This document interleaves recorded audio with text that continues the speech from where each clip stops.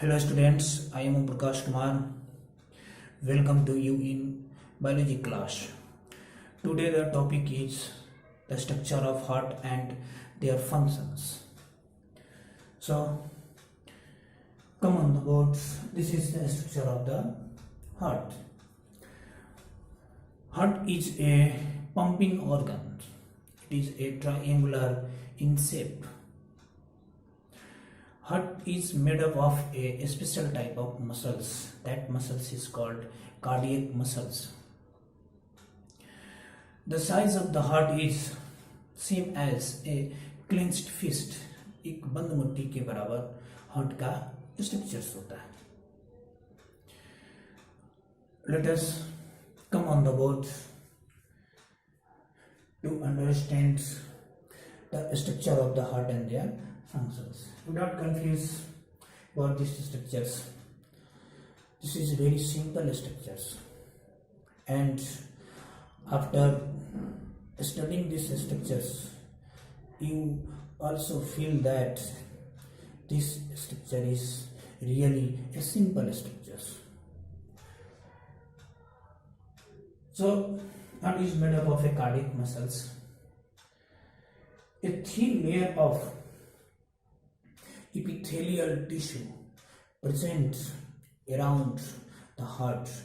This is called pericardium. Pericardium protects the heart from infections, corrosions, and also protects it from the bacteria and viruses. Now, this is my right hand and this is my left hand. Just I attach on the boards on this way. Same things is also present on the boards.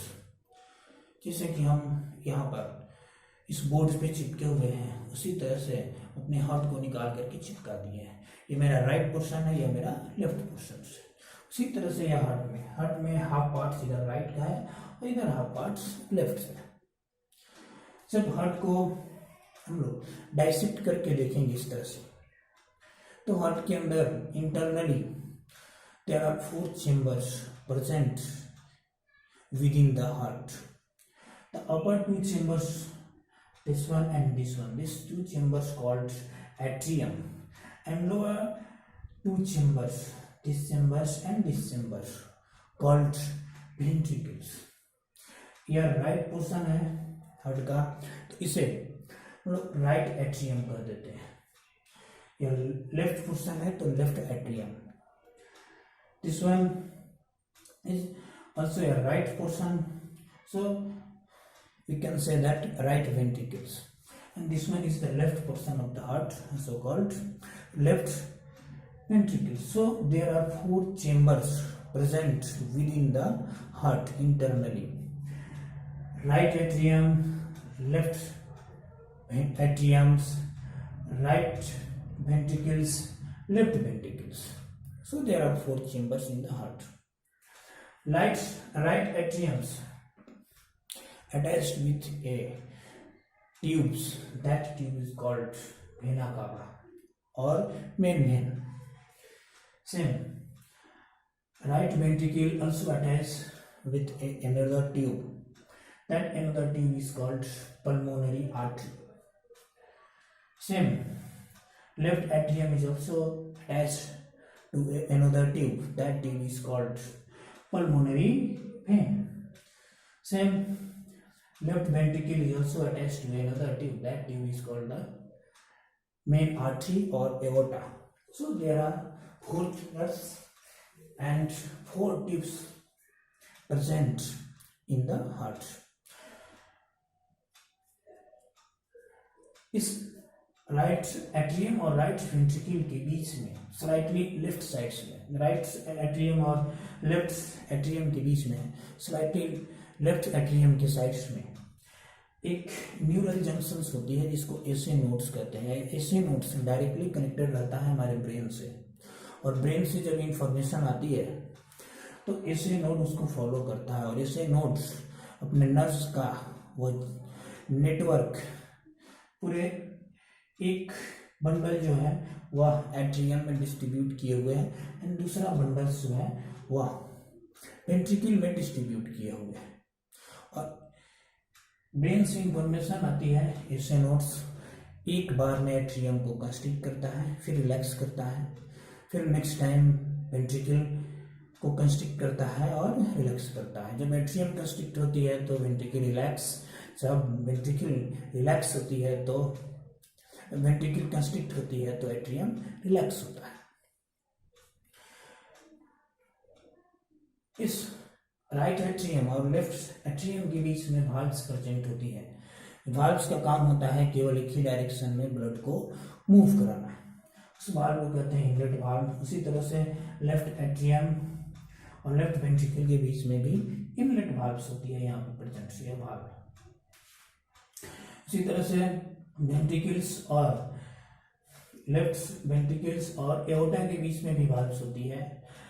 Right ventricles and pulmonary artery के बीच में भी valves होती है। इस दोनों valves को outlet valves कहते हैं। ये भी ब्लड के बैक फ्लो को प्रिवेंट करता है पूरे बॉडी से।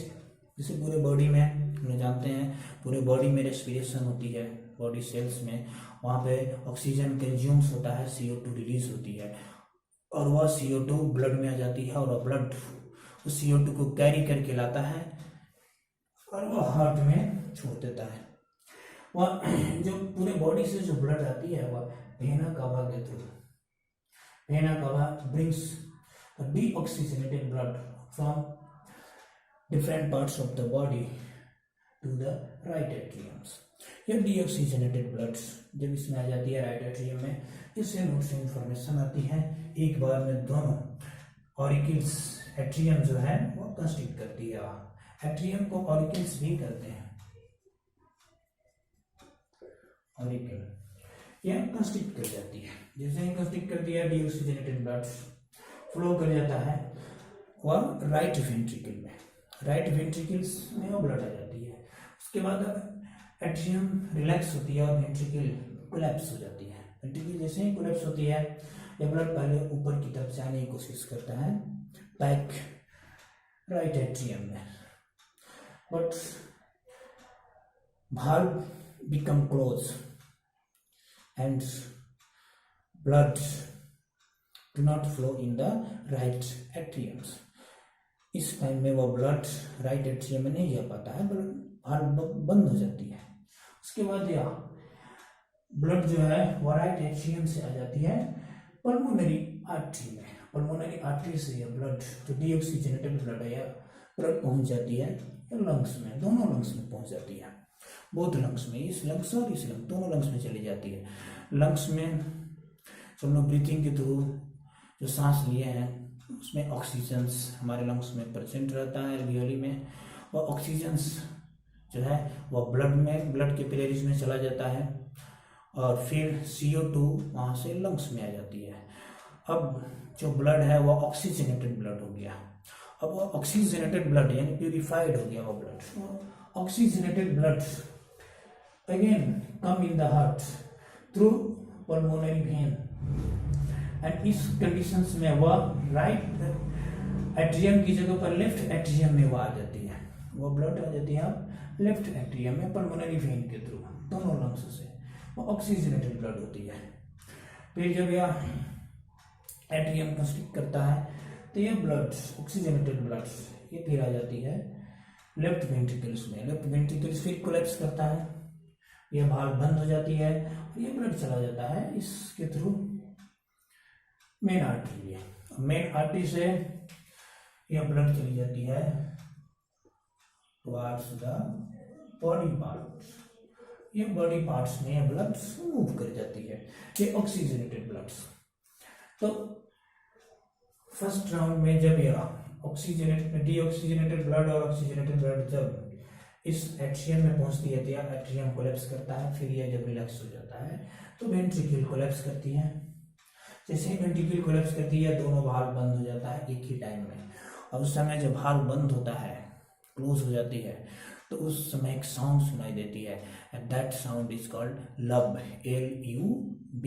उसको लब की तरह वह साउंड, हम लोग जिसे लब बोल रहे हैं उसी तरह से साउंड सुनाई देगी। जब यह ब्लड जाती है इस पल्मोनरी आर्टरी में डीऑक्सीजनेटेड ब्लड, उसी समय ऑक्सीजनेटेड ब्लड भी एओर्टा के थ्रू पूरे बॉडी पार्ट्स में जाएगी। तो जब यह कंस्ट्रिक्ट है तो ब्लड पंप हो रही है, लेकिन जब यह रिलैक्स हो जाता है तो ब्लड फिर बैक मूव करने की कोशिश करती है। उस समय यह आउटलेट वाल्व बंद हो जाता है, और उस समय जब आउटलेट वाल्व बंद हो जाता है तो एक दूसरी साउंड सुनाई देती है, वह डब की तरह सुनाई देती है। जैसे हम लोग डब बोल रहे हैं, DUB डब, उसी तरह से वह साउंड सुनाई देती है। इस तरह से लब एंड डब की साउंड ये सुनाई देती है। और यह क्यों सुनाई देती है? क्योंकि वेंट्रिकल कोलैप्स होता है और रिलैक्स होता है। कोलैप्स होगा तब भी साउंड सुनाई देगी, रिलैक्स होगा तब भी साउंड सुनाई देगी। और इसी कंस्ट्रिक्शन एंड रिलैक्सेशन को, वेंट्रिकल जो कंस्ट्रिक्शन होती है, रिलैक्सेशन होती है, इसी को कहा जाता है हार्ट बीट।